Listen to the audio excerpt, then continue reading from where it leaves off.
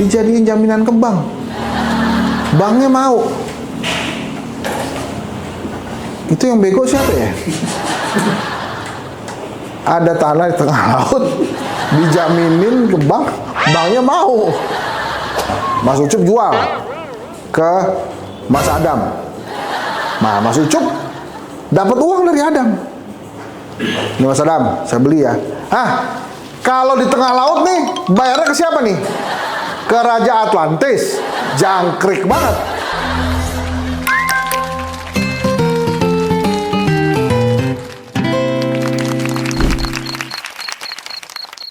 Assalamualaikum warahmatullahi wabarakatuh. Ini teman-teman ya, saya pakai rompi ini nih untuk kalau saya jalan-jalan ke lapangan, lihat-lihat situasi Indonesia.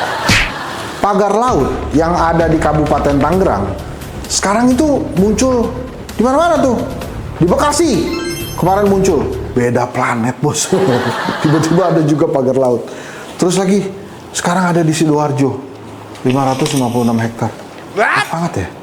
Terus itu ada HGB-nya. Dan yang menarik lagi, di Sidoarjo ini, HGB-nya laut itu ya, tengah laut kan, itu dijadiin jaminan ke bank. Banknya mau.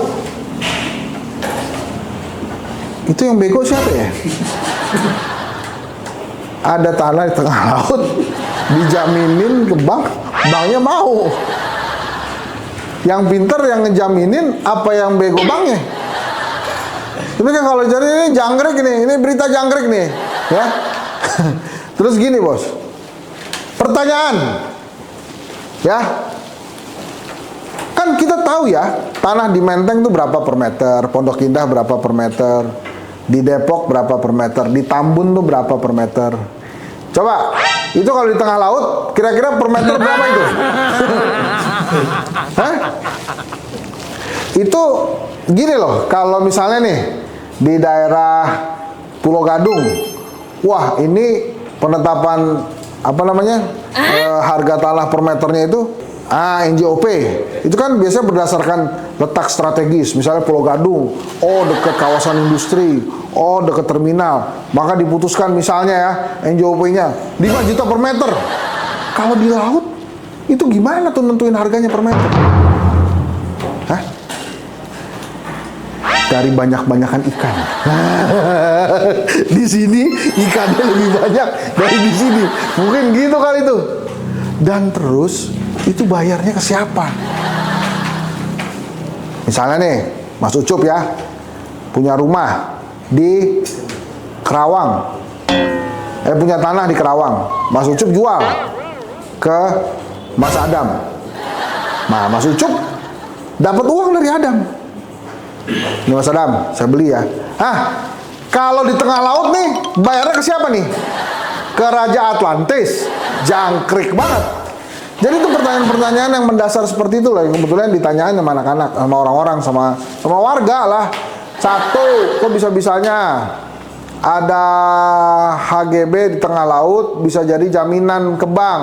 Banknya mau lagi. Wih, luar biasa ya. Tapi emang kemunculan pagar laut dan HGB ini sangat mengganggu nalar akal sehat kita. Memang saya pernah posting tuh ya, ada PP nomor 18 kalau nggak salah, 2021, itu tentang tanah tuh. Di ketentuan umumnya, bab 1 pasal 1 itu dijelaskan, definisinya tanah ternyata bukan cuma daratan, tapi termasuk daratan yang atasnya ada genangan airnya.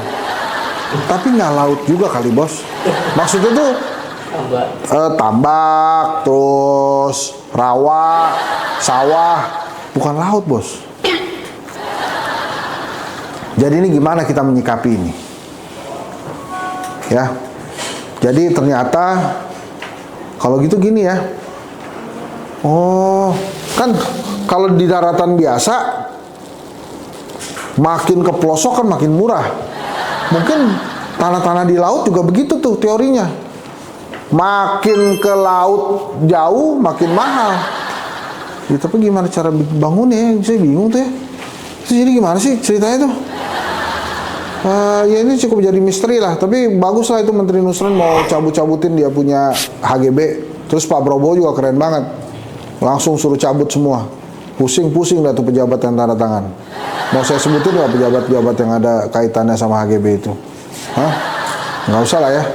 Ya, kelihatannya Mayor Teddy juga tahu tuh siapa-siapa pejabatnya. Nggak disebut-sebutin aja tuh. Aduh. Jadi sekarang itu kalau mau jadi tuan tanah juga bisa jadi tuan tanah di laut. Misalnya gini ya, gue punya tanah warisan nih. Nah kalau dulu kan pertanyaan pertamanya kan kalau ada orang ngomong gitu, wah punya tanah warisan, luasnya berapa gitu kan. Nah ini dengan ada tren sekarang, kalau ada yang bilang, gue punya tanah warisan nih, di darat atau di laut? Aneh-aneh aja. Udah, kita tunggulah nanti pertemuan Pak Prabowo sama Pak Jokowi. Ya, kok dia lagi. Balik lagi ke Prabowo Jokowi, susah juga ya. Aduh.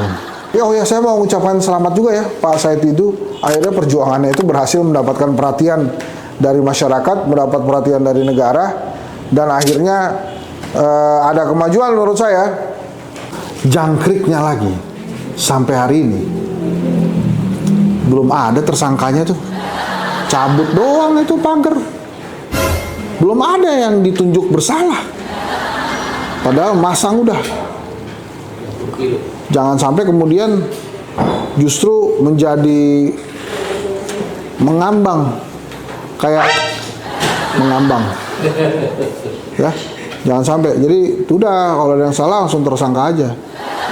Dan saya kembali berpesan kepada ibu-ibu, emak-emak ya, yang ikut ke laut, jangan ikut-ikutan nyabut-nyabut bambu itu. Susah itu, kasihan ibu nanti. Disangkanya orang datang ke laut pasang bambu, terus ibu ntar datang ke laut angkat bambunya. Nggak gitu, itu nanamnya susah, itu pakai alat-alat besar. Jadi hati-hati aja, utamakan keselamatan. Jangan lupa ya, ditunggu tuh tersangkanya siapa ya. Nah, ya kita berdoa aja lah supaya benar semua.